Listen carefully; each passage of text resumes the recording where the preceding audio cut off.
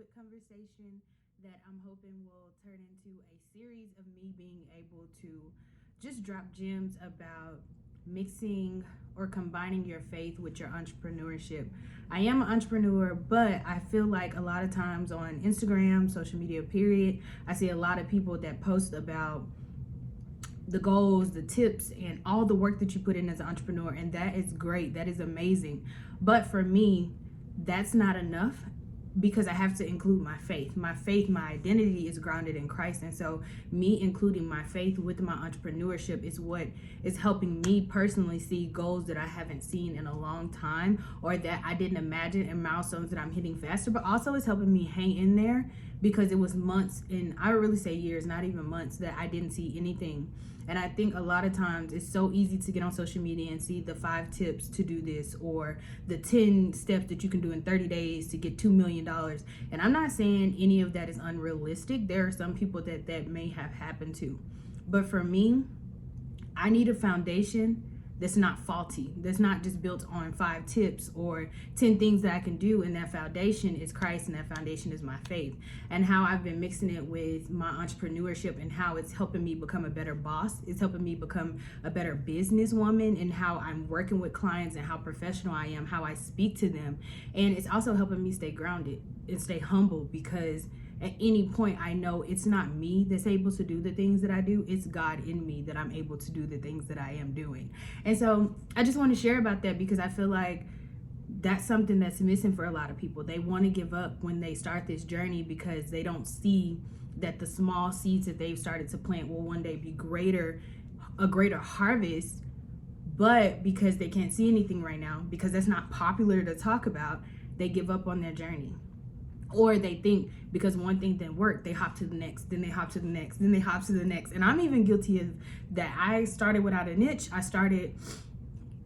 don't even remember what the first thing I started with on Instagram. But either way, I switched up because I didn't think that I was good at it, or I didn't think it was going to amount to nothing, because in the amount of time in my mind that I allotted, I didn't see anything produced from it. I didn't see a harvest from it. And so I want to start by saying, hang in there. Hang in there. Those small seeds that you planted as an entrepreneur are going to reap the benefit or the fruit that you felt if it's something that you should have started in the first place, because I feel like that's something people don't talk about. Sometimes we hear an idea, we see other people getting money, so we hop on that train. We do the same thing they do. And there's nothing wrong with wanting to do the same thing, but are you supposed to be doing that? And so my first tip in this Faith It Till You Make It series is don't go to other people asking what you should be doing if you have never sat with yourself and sat with God to see if you should be doing what you're doing.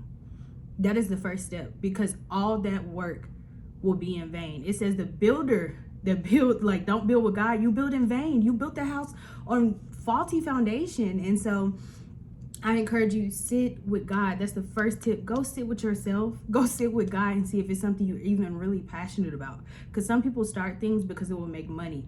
And eventually you may get to the point where you can have the finances to start something that's just going to be able to fund the other passion, the other purpose stuff that God has told you to do. That's great. But foundationally, are you even supposed to be doing that? 2, who are the people you are supposed to have in your corner around you when you start that? Because a lot of times we get an idea, we go share it with the next person because we think they love us, and they may love you, or we think they have our back. But guess what? Everything is not meant for everybody to hear. Sometimes it's just for you to sit with and for God to see what you're going to do with it. Are you going to sit down and start writing it out and planning it? Or is the first thing you're going to do go run and tell other people? And so that's important. Who should be around? Who should you share it with? Should you start telling everybody, hey, I'm about to start doing this, telling what you're doing before it actually pops off? Or should you just sit in it and say, hey, this is an idea I have. I'm not going to share it with too many people, but God, show me who I can share it with so that they will build me up and help add to my faith. There'll be some faith fighters, some faith friends while I'm trying to do this. That's the second thing you need to do. The third thing is asking God where to start. This year, he may just say, file for your LLC. That's it. That's it. He may not ever tell you to do anything else. Don't leave your 9 to 5. Stay there. But just go. Make sure you trademark your name or file your LLC. Some people won't even have a LLC, but what's the first step that God is telling you to do? That's important. Because a lot of people just jump on it. You go fast. You just jump on it. Okay, I need to do this, and this. And I have been guilty of that. I have done that. And then I wasted money because I bought websites. That's so funny. I'm laughing because I just think about how much money I wasted buying domains, trying to be in partnership with people God did not tell me to be in partnership, trying to start businesses with people I should not be in partnership with. Like, I was not supposed to be linked to them. And I know that if I would have went to God first, that I probably wouldn't have made those mistakes, because he would have guided me. And a lot of people think that it's only non-believers that need this information. No, a lot of times us as believers, we don't go first to God. We go do what we want to do first, and then we come back, and then we be like, oh, well, God, that didn't work. Or we try to make our plans, and then we try to pull God into our plans instead of going to God first and let him point out the path to our plans and the steps that we take.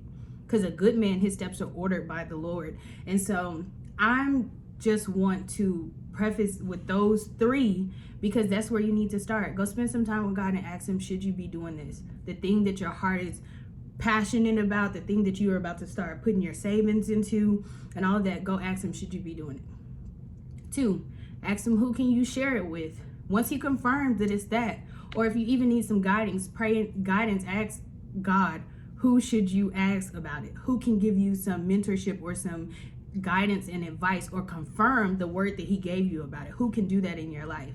And who can do it without jealousy? Who can do it without their own motive? Who can do it purely because God has spoke to them, given them wisdom to say, yes, confirm that for them, or yes, just give them these words, and they will know that it's confirmation, not even you specifically confirming it for them. And so that's number 2. And 3, ask God where to start. So you got your word, you know you're supposed to be doing it, you know God has signed off on it, you got your people with you that's about to ride and die, be in faith with you. We ain't dying though, but y'all know what I mean. They're going to be in faith with you, and you're about to go. Ask God, what's the first step? Where do you start? And that's important, because before you go anywhere, it is almost detrimental, I would say, to anybody to start something without asking God, where should I start? You could miss some people are gonna go to where he tell you, I need you to start this today, go open a bank account tomorrow, and on the 3rd day somehow a random person walk up to them, or an investor comes and says, hey, I want to give you money to fund that, just because you're obedient in those 3.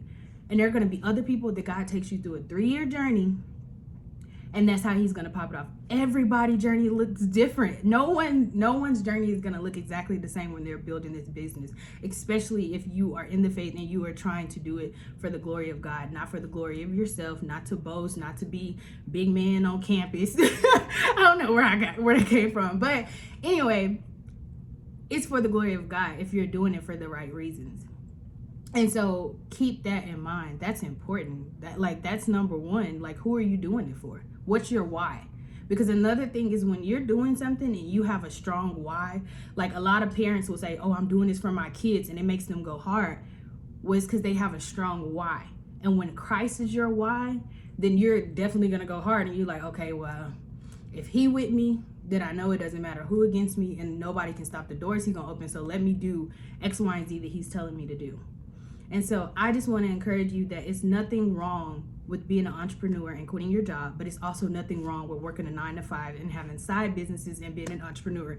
Your route, your journey does not have to look like everybody else's. It is not. Your journey is yours. It is for you, and it's not for anybody else to come tell you you're on the wrong path or anything. And the last thing is, for anybody who feel like they're struggling with keep asking God, what's my purpose? What's my purpose? What's my purpose? I keep asking God, I don't hear him. I don't hear him. I just want to encourage you to start understanding, or try to grasp the understanding that your purpose is not just one thing. Your purpose may be played out over a lifetime of you doing different things, using different gifts, because nothing goes wasted in the hands of God. So your gifting, like your gifts, are going to be used. He's not going to waste them, but it may not be all at one time. You could be a coach, then you could be a mentor, then you could be a professional, encouraging, like, speaker. I don't know why my mind is slipping blank right there, but you can transition to so many things. I mean, look at Shaq. Shaq started as basketball player. Then he went and he started doing the anchor thing or the reporter thing. Now he's on commercials and he's acting. Like, it's so many different things that God may call you to do over time. It's not just one thing. And so for me, I always tell people my purpose is to know God and to make him known. Now, how I do that is going to look different throughout my entire life. But my job is to know him for myself, but to also now go make him known through my life. How am I speaking to people? How is my life being shown to people?